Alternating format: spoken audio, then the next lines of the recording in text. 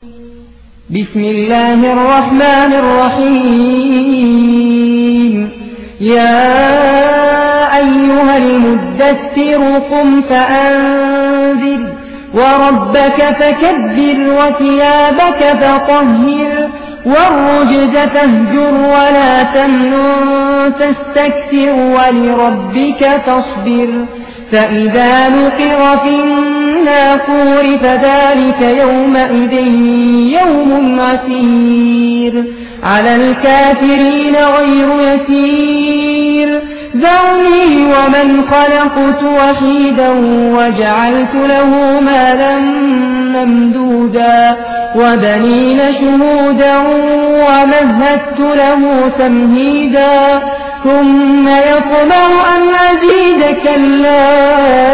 إنه كان لآياتنا عنيدا سأرهقه صعودا. إنه فكر وقدر فقتل كيف قدر ثم قتل كيف قدر ثم نظر ثم عبس وبسر ثم أدبر واستكبر فقال إن هذا إلا سحر يؤثر إن هذا إلا قول البشر فأصليه سقر وما أدراك ما سقر لا تبقي ولا تذر لواحة للبشر عليها 19 وما جعلنا أصحاب النار إلا ملائكة وما جعلنا عدتهم إلا فتنة للذين كفروا ليستيقن الذين أوتوا الكتاب ويزداد الذين آمنوا إيمانا ولا يرتاب الذين أوتوا الكتاب والمؤمنون وليقول الذين في قلوبهم مرض والكافرون ماذا أراد الله بهذا مثلا كذلك يضل الله من يشاء ويهدي من يشاء وما يعلم جنود ربك إلا هو وما هي إلا ذكرى للبشر كلا والقمر والليل إذ أدبر والصبح إذا أسفر إنها لإحدى الكبر نذيرا للبشر لمن شاء منكم أن يتقدم أو يتأخر كل نفس